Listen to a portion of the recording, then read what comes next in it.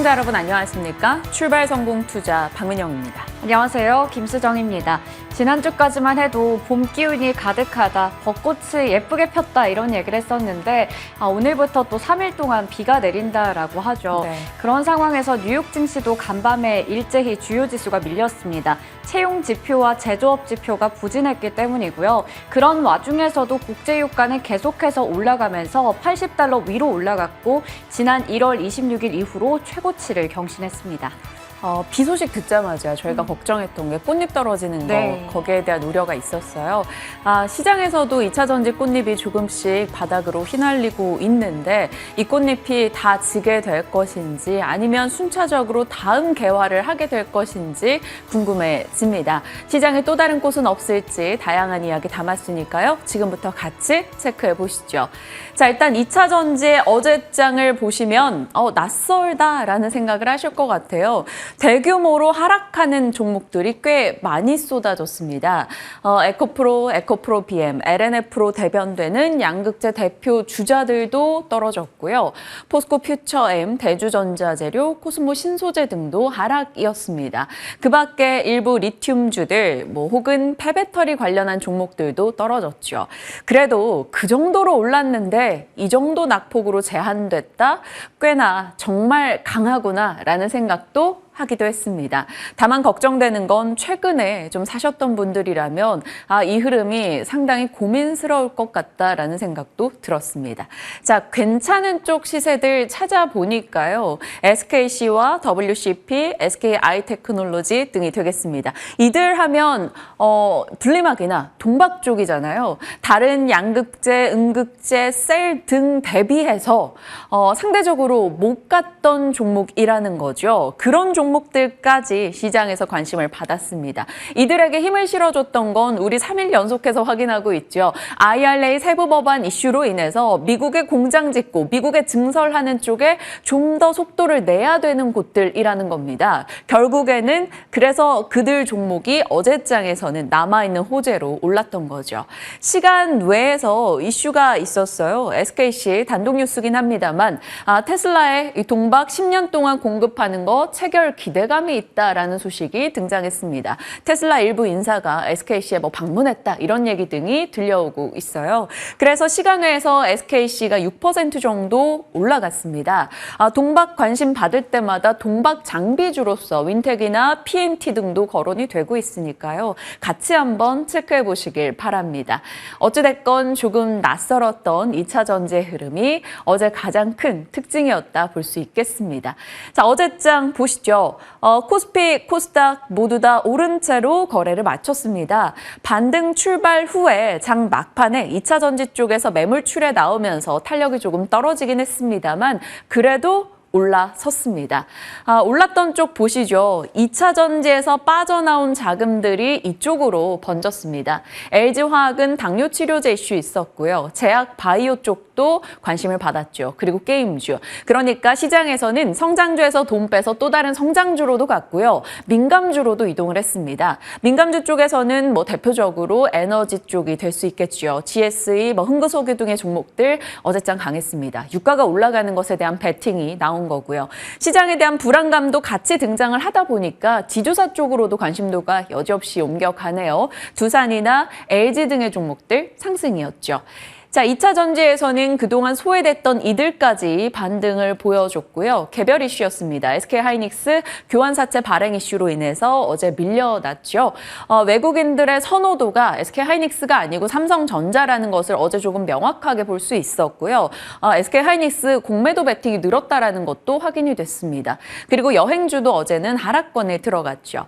자, 그럼 이제부터 시나리오를 고민해 봐야겠죠. 만약 2차 전지가 한동안 쉰다 면 차기 주도주가 등장할 것인가, 반도체라던가 다른 쪽의 주도주가 시세를 끌어줄 것인가, 그렇지 않다면 매일같이 추세 없이 다른 순환매가 일어날 것인가 고민을 해봐야겠습니다. 그러니까 어제장으로 치면 제약바이오가 다 같이 강세를 기록했는데 이게 하루 오르고 다음 날은 또 다른 쪽 우주항공으로 옮겨가고 그 다음 날은 AI로 가고 이런 식으로 추세 없는 순환이 돌 수 있다라는 거죠. 좋게 말하면 돈이 돌아 좋은 거고 나쁘게 말하면 추세적인 시세 내기 어려우니 정말 재료 매매를 해야 된다라는 겁니다. 자, 그리고서는 이제 실적 발표 시즌이죠. 그러니까 실적주들은 상대적으로 괜찮아지는 종목 한번 찾아서 체크해 보시는 것도 좋을 것 같습니다. 자, 어제 시간 외에서는 디스플레이주가 전원 다 기립했습니다. 한동안 흐름 굉장히 좋았다가 어제장에는 디스플레이 쪽도 조금 내렸거든요. 그런데 시간 외에서는 이들이 불을 뿜었습니다. HB 테크놀로지가 시간 외 상한가로 마감이 됐고요. 그 밖에 HB 솔루션, 야스, 힘스, 영우 DSP, AP 시스템 대다수의 디스플레이 관련 종목들이 올라선 채 거래를 마쳤죠. 이들에게 어떤 소식이 있었는가 살펴봤습니다. 일단 저희 방송 계속 보신 분들이라면 HB 테크놀로지가 시간의 상한가 이러면 삼성이구나 하실 겁니다.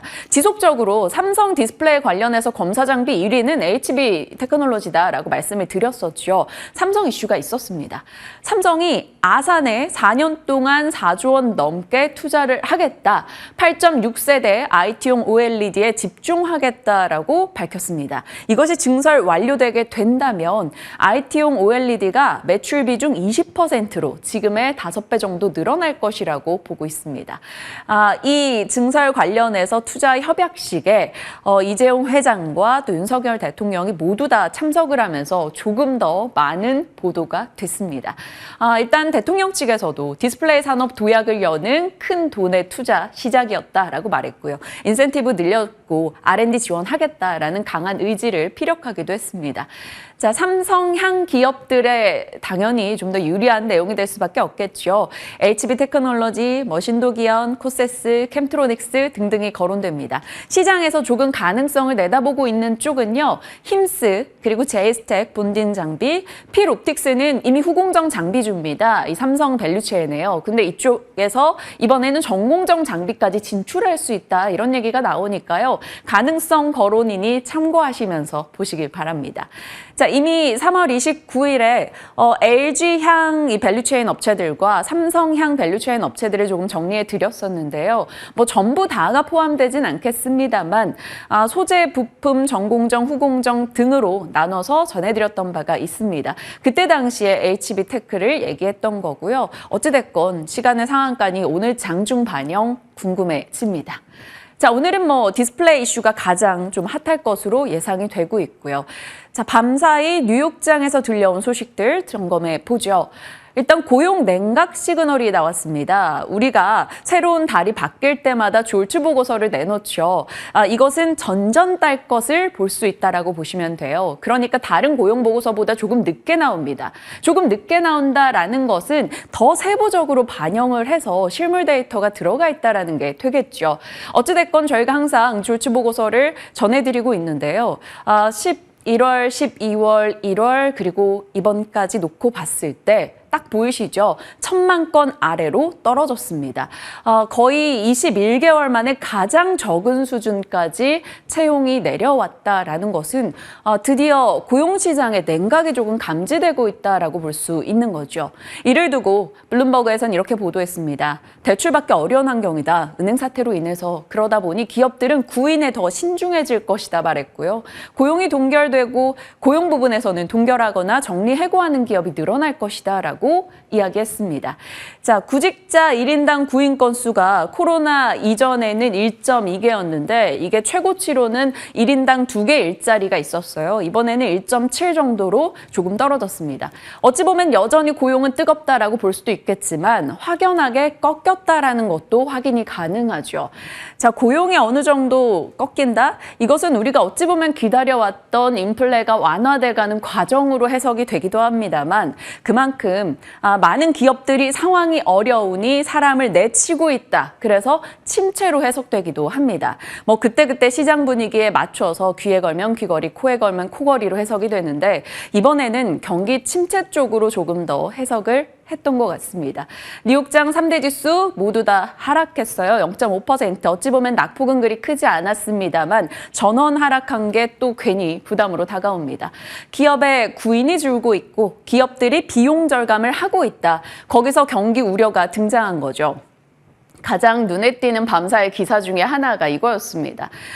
천하의 구글이 스테이플러, 호치케스라고도 국내에선 많이들 얘기하시는데 이거 할당제로 쓴다고 합니다.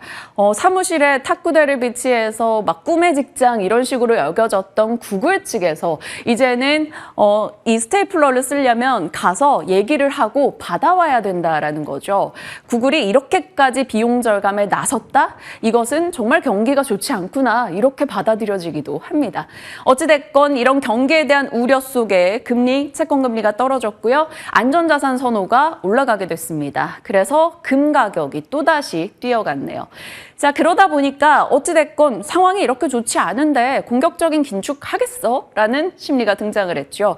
그래서 5월 달 FOMC 동결 확률 가능성이 조금 더 올라갔습니다. 그리고 또 한 종목이 눈에 띄었는데요. C3AI, 대표적인 AI 관련주로 엮이면서 AI 붐이 있을 때마다 올라갔던 종목이죠. 이 종목이 미국에서 26% 빠졌습니다. 회계장부 조작 의혹이 있었다라고 하고요. 만약에 이것이 사실이다라고 한다면 그때부터는 AI 관련주들 그동안 붐이 있었으나 그중에서 이제 옥석 가리기에 들어갈 것이다라는 경고도 나오고 있습니다. 체크해 둘 내용인 것 같아서 같이 넣어봤고요. 자, 시세적으로 볼까요? JP모건 연례보고서에서 제이미 다이먼이 고금리는 불평등을 악화해서 침체를 키울 것이다. 은행 사태 생각보다 오래 여파가 있을 거야 라고 경고했습니다. 거기에다가 고용까지 살짝 꺾이니 침체에 대한 우려감이 등장을 했던 거죠. 그래서 명확했습니다. 떨어진 쪽은 상대적으로 성장이나 위험자산 쪽입니다. 밈주식, 2차 전지, 그리고 경기에 민감한 철강구리, 알루미늄 쪽에서 하락 나왔고요. 캐터필러나 이런 산업기계 쪽에서도 떨어지는 움직임이 포착됐습니다. 반면에 오른쪽은 헬스케어 쪽 강세였고요. 자, 경기가 좋지 않은데 대차대조표, 재무제표가 탄탄한 빅테크는 그래도 버틸 거야 라는 심리 속에서 빅테크사들이 비교적 괜찮았습니다. 잘 버텨냈고요. 음식료 쪽에서 강세 움직임 나왔죠. 그리고 또 하나, 맨 아래쪽에 항상 여러분이 보시면 초록불 띄고 있는 게 바로 뉴몬트입니다. 대표적인 금 주식이죠. 이 종목이 오늘 굉장히 강했어요. 4% 정도 올랐습니다.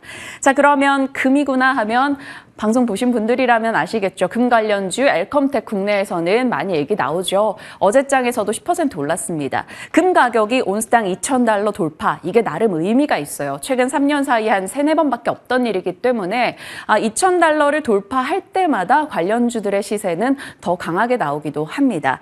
어제장 이미 반영을 했습니다만 오늘 추가 상승이 있을지 엘컴텍도 한번 체크해 보시길 바랍니다. 자, 뉴욕장 분위기였고요. 산업 뉴스 봅니다. 어찌됐건 실적 시즌 다가옵니다. 그리고 지금은 실적이 좋은 종목들에 대한 관심도가 올라가고 있죠. 대표적인 게 자동차일 겁니다. 자동차에 대해서 긍정의 이슈들이 몰리는데요. 현대차 기아 공장 가동률이 100% 넘었다고 하고요. 중국을 제외한 해외 공장 가동률도 90% 이상 회복을 보였습니다. 거기다 실적도 기대감이 있죠. 그래서 자동차 부품 관련주들도 지속적으로 체크가 필요하다라고 증권가에선 얘기합니다. 확인하시고요. 한국 공장이 로봇 밀도로 치면 세계 1위라고 해요. 만약에 이 이슈가 부각받고 시장에서 자금이 돌 곳이 없다면 로봇주들도 단발 시세에 다시 한번 기대할 수 있을 겁니다. 자, 그리고 2차 전지 쪽에 살아있는 뉴스 추가가 됐습니다. 앞서 말씀드린 대로 SKC 이슈가 시간 외에서 있었고요. SK 아이테크놀로지가 한국투자증권에서 목표 주가를 무려 65%나 상향 조정했습니다. 분리막 쪽도 주목받지 못했는데 세계적으로 분리막 기술은 한국이 거의 탑입니다. 그러다 보니까 다른 대안이 없다면 한국의 SK 아이테크놀로지 등이 거론되고 있는 거죠. 체크하시길 바라고요. LNF 관련해서 LNF가 또 공격적인 매출 전망치를 내놨어요. 요즘에 LNF 하면 세로닉스 같이 움직임을 보이다 보니까 어제 저희 시간에 나왔던 이창환 부장 단기적으로 LNF나 세로닉스 긍정적으로 얘기 주셨는데요. 어찌됐건 시간 외에서 두 종목 모두 다 상승 흐름 나오기도 했습니다. 참고하시길 바랄게요. 자, 자, 오늘 장에 대해서 많은 고민이 되는 시점입니다. 이제 2차 전지에서 만약에 쉼이 나온다면 다음 성장주 어디가 될 건가 고민하는데 그중에서 게임이나 뭐 콘텐츠 혹은 제약바이오도 많이 얘기가 나오죠. 네, 맞습니다. 앞서 브리핑에서 2차 전지나 로봇 쪽에서 아직까지 쉬어가지 않는 부분 계속해서 나오는 뉴스들 좀 체크해 주셨는데요. 저는 어제부터 뭐 조선이라던가 기자재, 오늘 콘텐츠 게임까지 4월에는 이런 쪽을 한번 보면 어떨까라는 주제로 브리핑을 계속 이어가고 있습니다. 오늘은 콘텐츠 관련주 준비해 봤습니다.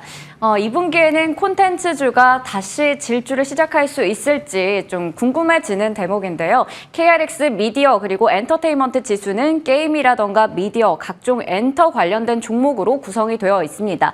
연초 대비해서 7%가량 올라와 있는 상황이고요. 어제 관련주들의 등락률을 좀 체크해 본다면 이렇게 상승부를 가득 현 걸 확인할 수 있습니다. 그중에서도 펜 엔터테인먼트가 넷플릭스와 공급 계약을 체결했다라는 호재가 나오면서 어제 11% 넘게 가장 강한 흐름 나타냈고요. 이외에도 스튜디오 산타클로스도 10% 이상 올랐고 뭐 대원 미디어나 CJ ENM, SAMG 엔터, 애니플러스 등등의 종목들이 상승부를 켰습니다.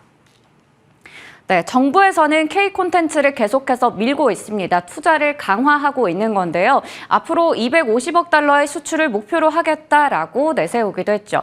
2023년도 국가 지식재산 시행 계획 등 5개 안건이 심의 확정이 됐는데요. 거기서 주요 내용은 바로 이겁니다. 2026년까지 이 관련 기업들을 육성하는 데에다가 1조 이상을 투자하겠다라는 부분이고요. 그리고 이 정책 펀드를 조성해서 IP를 보유하고 있는 콘텐츠 기업을 육성하고 그리고 OTT 콘텐츠의 제작 지원을 확대하겠다라는 방침을 밝혔습니다. 이렇게 정부에서도 잘 밀어주고 있는 상황에서 앞서 봤듯이 펜 엔터테인먼트가 어제는 관련주에서 가장 강한 시세를 나타냈는데요. 대형 공급 계약을 맺으면서 최근에 급격하게 성장이 나오고 있습니다. 이 넷플릭스와의 콘텐츠 공급 계약 체결 소식도 있었고 지난 3월에는 SBS를 상대로 해서 154억 원 규모의 콘텐츠 공급 계약을 체결했다. 라고 하는데요. 이렇게 대형 공급 계약들을 잇따라 체결을 하면서 올해 영업이익이 150억 원, 그러니까 전년 대비해서 1,500%가 넘게 오를 것이다 라는 전망도 나오고 있습니다. 네, 그리고 K-웹툰이나 웹소설 이 부분을 콘텐츠 쪽에서 또 빼놓고 볼 수가 없겠죠. 계속해서 국내 웹툰 산업의 규모는 커지고 있는 상황입니다. 그런 상황에서 K-웹툰이 미국이나 일본이나 뭐 유럽 쪽에 진출을 하고 있고 지금 유료 결제자 수도 많이 늘어나고 있는 상황인데요. 웹툰이라고 하면 보통 이 웹툰을 원천 IP로 보유하고 있다면 드라마나 애니메이션, 뭐 영화로 제작이 될 가능성이 높고요. 그 부분들은 다시 또 OTT에 진출을 할 수 있게 됩니다. 그래서 증권가에서는 지금 직접적으로 웹툰이나 웹소설의 플랫폼을 운영하고 있는 네이버와 카카오를 대장주로 이미 얘기를 하고 있고 나머지 종목들도 좀 주목해보자라는 부분에서 보고서가 나왔었는데요. 잠깐 정리를 해보면 키움증권에서 총 3종목을 얘기를 하고 있었습니다. 이 스튜디오 미르 같은 경우에는 글로벌 OTT와 장기 계약을 맺었던 만큼 글로벌 협상력이 강할 것이다라는 부분에서 긍정적으로 봤고요. 애니플러스는 자체 애니메이션 OTT가 있어서 올 여름에는 동남아시아 7개국에 진출할 계획이라고 합니다. 그리고 대원미디어는 우리 잘 알고 있는 전통 IP 강자죠. 그런 상황에서 일본 애니메이션 영화인 슬램덩크라던가 스즈메의 문단속이 최근에 굉장히 흥행했거든요. 이쪽에서 지금 자회사의 수혜가 기대된다라는 부분에서 대원미디어도 보자라고 얘기를 하고 있었습니다. 자, IP 흥행의 선순환이 바로 이게 될 텐데요. 이 OSMU라고 하면 원소스 멀티유스, 그러니까 하나의 소스를 가지고 여러 가지로 좀 사용할 수 있다라는 건데요. 뭐 대표적으로 이제 웹툰으로 많이 알고 있는 것들이 뭐 영화가 된다든지 게임으로 만들어진다든지 아니면 애니메이션, 드라마까지 제작이 되고 지금 보시는 것처럼 뭐 이태원 클라스도 있을 거고요. 그리고 재벌집 막내 아들도 우리 잘 알고 있는 웹소설, 웹툰을 기반으로 했던 드라마가 되겠습니다. 거기다가 캐치티니 같은 경우에도 이렇게 만화로 제작이 됐었는데 그 부분이 여러 완구까지 뭐 팝업 스토어까지 확장이 되고 있는 상황이죠. 거기에 대해서 좀 더 자세하게 얘기를 해볼까요? 캐치티니핑이 국내에서 굉장히 또 인기가 많고 정말 많은 부모님들, 삼촌, 이모라면 다들 알고 있는 애니메이션이 아닐까 싶습니다. 중국에서도 핫쇼핑, 일본에서도 조아핑의 인기가 대단하다라고 하는데요. 이 반짝반짝 캐치티니핑이 지난 1월에 캐치티니핑이 먼저 중국에서 13개 TV 채널에서 방영이 됐었고요. 그리고 그 뒤에 2부였던 반짝반짝 캐치티니핑이 공개 이틀 만에 사흘 동안 시청률 1위를 기록했습니다. 중국에서도 이렇게 인기가 많았는데 이제 일본에서도 지상파 방영을 시작한다라는 소식이 나왔고요. 케이블에 이어서 지상파까지 방영이 된다면 앞으로 2, 3분기에는 일본의 완구 유통과 판매 사업이 더 강화될 거다라는 전망이 나오고 있습니다. 워낙에 지금 귀여운 지갑털이범 파산핑이다라는 얘기도 나오고 있거든요. 그래서 관련해서 좀 실적까지 주목할 필요가 있는데 바로 SMG 엔터에 대한 수혜 기대할 수 있겠죠. 이 상장 이후에 종가 기준으로는 주가는 30%가량 상승해 있는 상황입니다. 하지만 작년에 워낙에 인기 때문에 많이 올랐었어요. 그때 고점 대비해서는 지금 39% 정도 빠져 있거든요. 올해 들어서 일단 7% 정도의 상승률 나타내고 있는데 여기서 추가적인 랠리 이어갈 수 있을지 확인해 보시길 바랍니다. 자, 이어서 다음 페이지 넘겨보겠습니다. 이번에는 게임 얘기를 좀 해보려고 하는데요. 이 게임주들도 일제히 시세가 강하게 나왔습니다. 게임주들이 그동안 참 여러 뚜렷한 모멘텀이 없었는데 작년에 워낙에 신작이 좀 부재했기 때문인데요. 올해는 신작에 대한 기대감도 있고 실적이 잘 나올 것이다라는 이야기도 있고요. 무엇보다 중요한 게 중국의 판호를 받은 그런 게임사들이 많다라는 부분 주목할 수가 있겠죠. 대표적으로 넷마블이나 넥슨 같이 중국 판호를 따는 기업들에 대한 기대감도 있고 컴투스 같이 신작이 흥행했던 기업들도 어제 시세가 강하게 나왔습니다.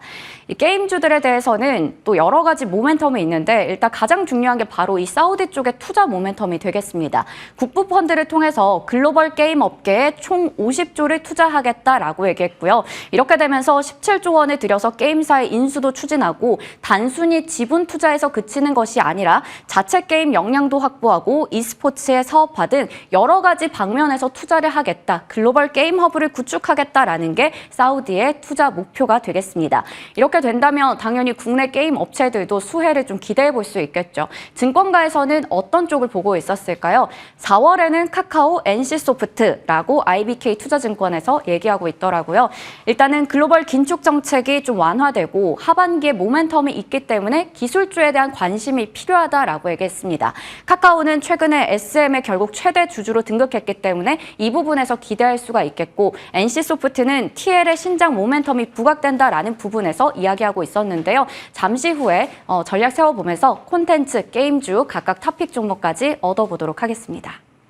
전체 섹터가 시세를 내지 못한다 하더라도 개별 이슈로 계속해서 시세 내는 종목들이 등장하고 있는 섹터를 얘기해 주셨기 때문에 관련해서 좀 눈여겨볼 종목이 있는지까지 잠시 후 전략 챙겨보겠습니다.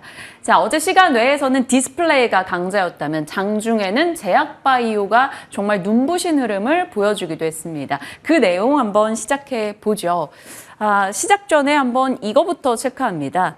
1월 달부터 계속 출산율에 대한 얘기를 꾸준하게 해왔었고요. 인구 변화에 대해서 우리가 생각해볼 방향을 잡았던 적이 있었는데요. 그중에서 이번에는 이쪽 관심이 올라갈 수 있습니다. 노령화나 제약 바이오 쪽. 결국에는 이게 가진 이제 노동력이 감소하고 이러다 보니 사람들을 더 건강하고 오래 살게 하는 것도 하나의 관건이 될 겁니다. 그러면 관련해서 의료나 제약 비용이 늘어날 수가 있겠죠. 다만 이것은 장기적으로 봤을 때 의료비나 약제비, 약가 인하 압력으로 작용할 수 있어서 호재, 악재 여러 방면으로 다가올 수 있습니다. 자, 그런 측면에서 노령화나 제약 바이오 쪽에 앞으로 성장 기대감은 계속해서 갖고 있죠. 다만 우리가 제약 바이오 헬스케어를 대할 때는 언제나 좀 어렵게 느껴집니다.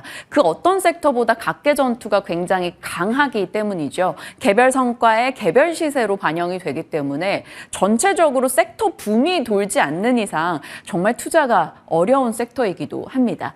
그런데 어제장에서는 일단 대다수가 손잡고 강세 움직임을 보였습니다. 면역 항암제라 이중항체 혹은 바이오 시밀러 관련한 종목들이 전부 다 상승이었어요. 어제 시장 흐름을 놓고 봤을 때는 일단 기관 투자자들의 매수가 눈에 띄었는데 그들의 수급 빈집 털이 정도로 해석하는 시각도 많습니다. 거기에다 때마침 이슈 등이 맞물렸죠. 어찌됐건 글로벌 은행 사태가 있었고요. 시장에서는 좀 방어적 성격을 띠고 있는 헬스케어 쪽도 주목했습니다. S&P 500 헬스케어가 시장 대비 선전했던 것도 그 이유가 될 거고요. 그리고 연말로 갈수록 이제 금리 인하 기대감이 등장을 하고 있기 때문에 바이오 쪽의 바닥잡기 추세 턴을 기대하는 목소리도 나오고 있죠. 여기에 이제 4월은 암학회 일정이 있다 보니 관련 기대도 등장합니다.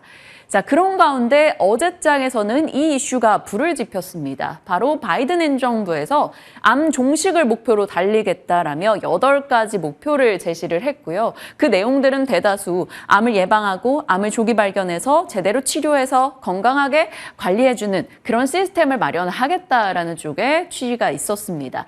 그러다 보니까 내용도 25년 내에, 그러니까 2025년 내에 암 사망률을 50% 수준으로 감소시키겠다라는 암 문샷 프로젝트를 꺼내 들었죠. 시장에서는 관련한 종목이 무엇일까 굉장히 찾기 바빴습니다. 미국 내 자회사를 갖고 있거나 혹은 미국에 진출할 기대가 있거나 혹은 암 진단과 관련한 치료제와 관련한 기업이거나 시장에서 어제 좀 격양된 반응 등을 보여줬죠. BL팜텍이라는 회사는 상한가로 거래를 마쳤는데요. 자회사가 여성질환 관련해서 이 키트를 갖고 있다는 게 주목받았고요. NK맥스나 지노믹트리 역시나 암 치료나 진단 쪽에 관심이 있는 업체다 보니까 시장에 이 이슈에 들어갔습니다. 보로노이 같은 경우도 유방암 치료제와 같은 치료제 개발에 집중하다 보니까 어제 장 상승이었고요. 알테오전도 17% 정도 오른 채로 거래를 마쳤죠. 이렇게 말하면서도 참 모처럼 이들 종목의 이름을 언급하는구나라는 생각이 들었고요. 거기다 국내에서도 마치 발을 맞춘 듯 정부 측에서 마이크로바이옴에 대해서 8년간 4천억 투자하겠다라는 소식을 꺼내놨습니다. 마이크로바이옴, 일단 장내 세균들이 우리 몸에서 조금 암과 당뇨, 비만, 우울증을 유발할 수 있는 유해 세균이 득세하는 경우에 여러 가지 몸에 해로운 일이 일어나기 때문에 이것을 잘 치료하는 방법을 찾겠다. 이런 쪽이라고 합니다. 그리고 이쪽이 성장에 대한 기대감이 꽤 있고요. 그래서 국내에서 마이크로바이옴 관련주들이 이런 식으로 꼽히는데 시간 외에서 이들 업체가 주가 강세를 나타내기도 했습니다. 자, 그러면 또 마이크로바이옴 관련주들도 뭐가 있나 한번 봐야 되는 상황이고 여기에 이제 4월입니다. 세계 3대 암학회 중에 하나죠. 바로 미국의 암연구학회가 4월 14일부터 19일까지 열립니다. 항상 이 일정이 있을 때는 그보다 한 달 전부터 해서 이 암학회에 참석해서 어떤 기업이 무슨 이 성과를 발표하는가 초록이 발표된다고 하는데 그 초록에 대한 관심도가 올라가면서 그때부터 주목을 받긴 하죠. 그래서 이미 관련한 종목들 국내에서 참여하는 업체들은 대다수 추려진 상황이고요. 어제장에서 어찌됐건 암학회 기대감 속에 전원 다 상승 흐름을 나타냈습니다. 한미약품도 이번에 가서 7건 정도를 발표한다고 하죠. 어제장 13% 정도 상승 나왔고요. 또 이중항체 대표적인 주자로 꼽히는 ABL 바이오도 어제 12% 정도 올라서기도 했습니다. 암 치료의 새로운 패러다임을 여는 게 바로 이중항체 면역항암제라고 하는데 국내에서 관련 종목들 이렇게 꼽힙니다. 지아이노베이션은 3월 30일에 상장을 했던 업체인데 하루 빼고 거의 다 올라가기도 했네요. 자, KB에서는 대형주 중심의 투자를 권하기도 했습니다. 일단 대형주 위주로 봐야 된다라고 보는 것은 사실 이게 시세를 받았는지 연속적으로 갈지에 대해서 모르기 때문일 텐데요. 어떤 전략이 필요한지 잠시 후에 김민진 차장님과 좀 더 자세히 챙겨보겠습니다. 자, 시장에 대한 이야기 지금부터 함께 하시죠.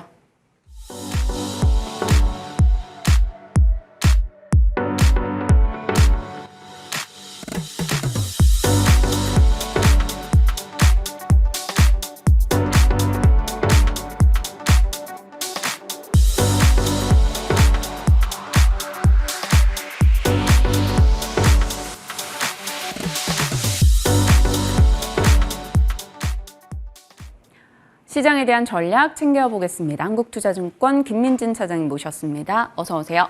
안녕하세요. 네. 뉴욕 증시 3대 지수 모두 밀려났어요. 원유 감산 이슈도 부담이기도 하고요. 일단 고용이 살짝 꺾이자 이번에는 인플레 완화 아니고 침체 쪽에 갖다 붙입니다. 그러면서 시장이 살짝 하락이었는데 낙폭은 크지 않았고요. 시장 방향 설정 어떻게 하십니까? 네, 분명한 것은 최근 시장은 상승 추세를 이어가고 있다는 것이고요. 하락보다는 상승 쪽에 조금 더 크게 나타나고 있습니다. 하락이 뭐 0.5% 나오면 상승은 1% 나오고 이러면서 점점 저점을 높여나가고 있는 시장의 구간이라고 판단이 되는데요. 국내 증시 같은 경우도 그러한 부분들과 함께 코스피는 2,480선, 대략적으로 2,490에서 50선, 2,500선이 굉장히 강력한 저항대 구간을 작용을 했기 때문에 이러한 부분들에 따른 부담감을 느껴야 될 자리까지는 올라섰고요. 코스닥 같은 경우는 뭐 아랑곳하지 않고 지속적으로 상승세를 보이면서 YTD 기준 26% 가까운 주가의 급등을 좀 보여주고 있는 상황입니다. 말씀드렸듯이 워낙 위험자산 선호 현상에 대한 확대가 나타나고 있고 개인들의 수급과 함께 지수를 이끌어 올리고 있는 상황이기 때문에 함부로 이 고점을 못 뚫는다 이렇게 예단하기에는 분명히 어렵겠지만은 사실 지금까지 코스피 상단 4차례, 5차례 도전을 했다가 다 실패를 했거든요. 네. 그렇기 때문에 1차적으로 수익이 좀 많이 나 있으신 분들이라고 한다면은 비중을 좀 줄여놓는 것도 하나의 방법이 아닐까라는 판단이 들고요. 다만 그럼에도 불구하고 그럼 왜 이 시장이 올라갔느냐에 대한 판단이 중요한데요. 여러 차례 말씀드렸지만 미국의 상당금리에 대한 제한 그리고 전반적인 긴축 속도가 이제는 마무리될 것이다라는 기대의 이러한 부분들이 증시에 반영이 되고 있는 상황이기 때문에 결국은 금리가 올라가지 않았을 때에 상승할 수 있는 주요 종목군들의 순환매 전략 자체는 유효하다고 판단을 하고 있고요. 그것이 바로 어제 시장에서 2차 전지들에 대한 조정이 나타났음에도 불구하고 오히려 다른 기업들의 매수세가 쏠리면서 상승 종목 수가 크게 늘어났던 것으로 좀 이해를 해볼 수 있을 것 같습니다. 네. 시장에 대해서 코멘트해 주셨고요. 이제 사람들이 그래요. 2차 전지 정말 쉴까? 2차 전지가 쉬면 그 다음은 뭘까? 저희가 한 3주 연속해서 질문을 드리고 있는데 네. 차장님께서는 뭐 쉽게 내려와서는 안 될 것 같다. 왜냐 지금 그 누구도 그 끝을 예단하기 어렵기 때문에 라고 말씀을 주셨어요. 좀 변화가 있을까요? 2차 전지의 조정 이제는 살짝 들고 계신 분들 내려올까요? 네, 사실은 지금까지도 많이 올랐었고 가격의 부담 자체가 유효하지만은 사실은 2차 전지 관련주들이 모두 꺾인 것은 아닙니다. 물론 이제 어제 양극재 관련주들이 모두 다 하락세를 좀 보였었고 네. 전반적으로 부담감을 느낄 수밖에 없는 상황이었어요. 그런데 이제 우리가 한번 생각해 봐야 될 것은 지금까지는 이제 사실 대항마가 없었습니다. AI도 있었고 로봇도 있었는데 라고 얘기할 수 있겠지만은 AI나 로봇 같은 경우는 상승세를 멈춘 지는 조금 됐거든요. 네. 주가가 빠진 것은 아니지만은 쉬고 있죠. 그렇죠. 그렇다라고 한다면 그 매기가 모두 2차 전지에 쏠렸었는데 어제는 바이오 그리고 지난주 같은 경우는 반도체 관련주들이 움직였습니다. 이런 현상은 2차 전지주들에게는 그리 좋은 현상은 아니에요. 왜냐면은 나 혼자 가야 되는데 그 수급 자체가 분산된다라고 한다면 그렇게 좋은 내용은 아니거든요.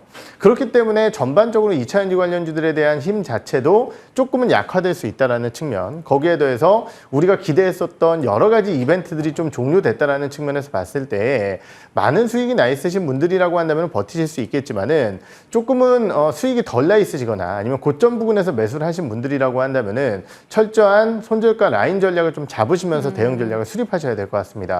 네, 좋습니다. 사실 바이오나 반도체나 2차 전지나 이들은 사이즈로 봤을 때 덩어리가 비슷해서 조금 견줄 수 있겠습니다만 다른 쪽 같은 경우는 사이즈 자체가 조금 작기 때문에 2차 전지 자리를 대체해 줄 수 있을까에 대해서는 다들 의문을 갖고 있죠. 하지만 뭐 테마성이든 그럼 좀 작은 사이즈에서도 시세를 내준다면 디스플레이가 어떨까라고 많이들 대안으로 꺼내 듭니다.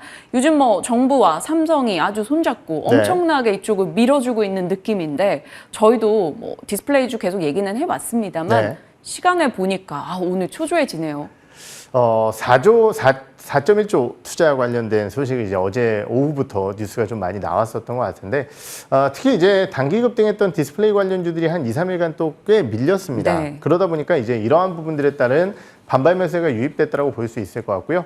제가 이제 일전에 나와서 한번 이런 말씀을 드렸던 것 같아요. 과거에 이제 디스플레이주들의 주가 패턴을 살펴보게 되면은 실제적으로 투자에 대한 결정 이후에 실적이 정말 많이 좋아지는 시기는 1년 뒤부터입니다.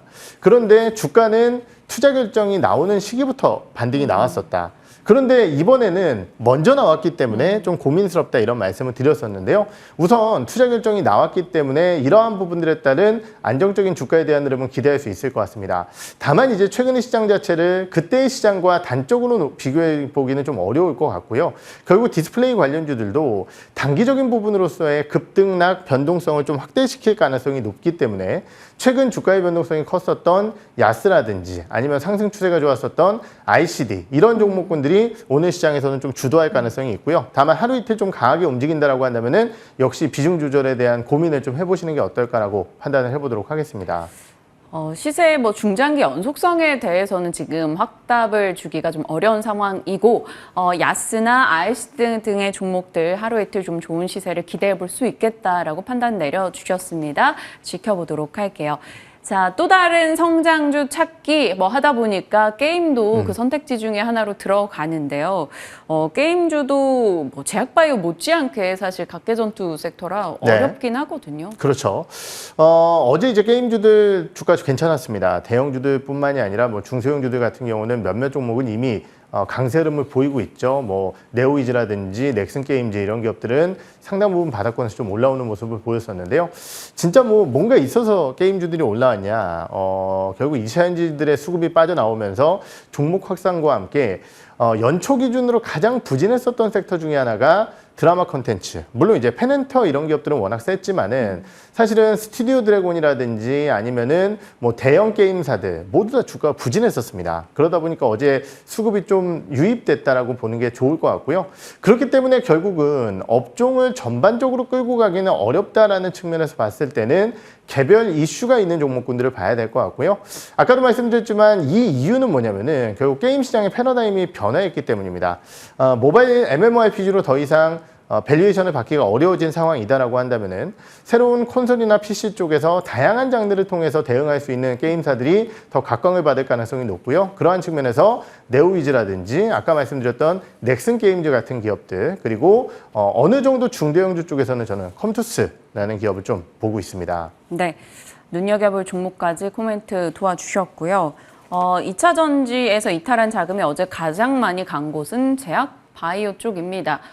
너무 어려워요. 이거 브리핑을 준비하면서도 이 전체 흐름을 뭘로 잡아야 될까 제일 고민되는 섹터입니다. 네. 지금 암학회로 보시는지 마이크로 바이옴으로 보시는지 아니면 어제 바이든 얘기로 보시는지 아니면 아예 난 이쪽 안 보겠다 하시는지. 어제 올라온 것에 대한 의미 이유를 좀 파악을 해야겠죠. 네. 말씀드렸지만은 역시 이차전지의 수급 이탈이라고 생각을 합니다. 근데 개인들의 입장에서는 결국 성장주를 찾아야 되는데 머릿속에는 항상 바이오라는 성장주들을 잊지 못한다라는 부분이죠.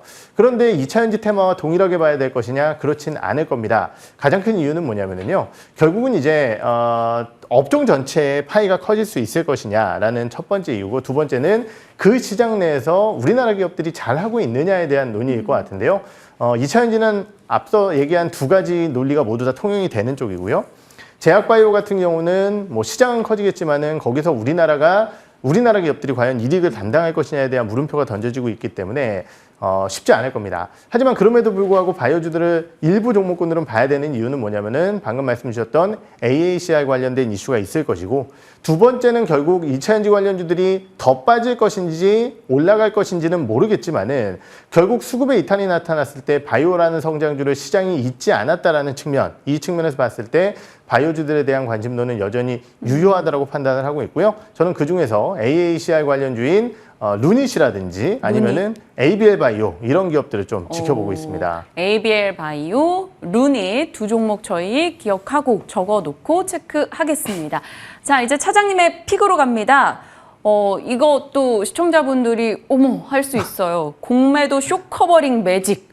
기대되는 리오프닝이죠. 어떤 겁니까? 네, 우선 공매도 쇼커버링이 나온다라는 얘기는 의미 있는 주가를 좀 돌파시킬 때 쇼커버링이 나타나게 되겠죠. 그러한 측면에서 봤을 때 주가가 전고점 근처까지 좀 올라와 있고 네. 실적 혹은 모멘텀이 유효한 호텔신라를 좀 말씀을 드려보려고 합니다. 사실은 또 갑자기 분위기가 이쪽으로 좀 넘어오게 됐는데 말씀드렸듯이 결국은 이제 호텔신라의 면세사업부의 실적은 시간이 지나면 지날수록 좋아질 거고요. 코스피 쪽에서 대표적으로 공매도 비중이 높은 기업들은 두산그룹이나 호텔신라 이런 기업들입니다. 결국 말씀드렸듯이 전고점 주가 흐름을 돌파했을 때 호텔신라의 쇼커버 이런 기대감들이 투자자들의 뇌리 속에 각인돼 있다라고 한다면은 호텔신라의 주가 흐름을 좀 기대해 볼 수 있지 않을까라는 판단이 들어서요. 호텔신라 말씀을 드리겠습니다. 네, 알겠습니다. 호텔신라 말씀 주셨어요. 그럼 저희가 목표 라인 어느 정도 잡아볼까요? 네, 조금 공격적으로요. 10만 원 선까지 목표가를 좀 제시를 해드려보도록 하고요. 손절가는 76,000원 선 말씀을 드리겠습니다. 76,000원의 손절 라인 잡고 목표 주가 주가 10만 원으로 저희 대응해 보겠습니다. 그리고 한 종목만 더 여쭤볼게요. 앞서 한국투자증권에서 65% 목표가를 올렸다라고 해서 SK 아이테크놀로지를 제가 되게 짤막하게 기업 소식을 전했거든요. 네. 저한테는 한국투자증권 대표가 사실 그쪽 대표님보다 차장님이 저한테는 더 가까운 인물이니까 네. SK 아이테크놀로지 체크해 주세요. 김정환 애널리스트 리포트였을 거고요. 저랑도 이제 방송을 자주 하는 그래요? 애널리스트입니다. 관련 내용에 대해서는 양극재 관련주들이 나쁘다라는 부분은 아니지만은 사실 작년 말 올 초부터 전반적으로 부품주들에 대한 실적 흐름 자체가 개선될 가능성에 대해서 높게 좀 점치셨고 이러한 부분들과 함께 결국은 뭐 타사 리포트에서도 많이 나왔지만은 IRA 이슈와 함께 결국 포함된 것이 분리막 관련된 내용이 있었기 때문에 결국 가장 못 갔던 SKIT 그리고 가동률도 굉장히 낮기 때문에 결국 새로운 고객사에 대한 추가 이런 기대감들까지 좀 가져갈 수 있는 SKIT 긍정적이다라고 좀 볼 수 있을 것 같습니다. 네. 한국투자증권의 보고서였기 때문에 또 사장님의 소속이라 같이 추가적으로 질문을 드려봤습니다. 시장 전반에 대해서 짧고 명쾌하게 여러 분야 살펴주셨으니까요. 한 번 더 내용 복귀해 보시길 바랍니다. 김민진 차장과 함께했습니다. 고맙습니다. 네.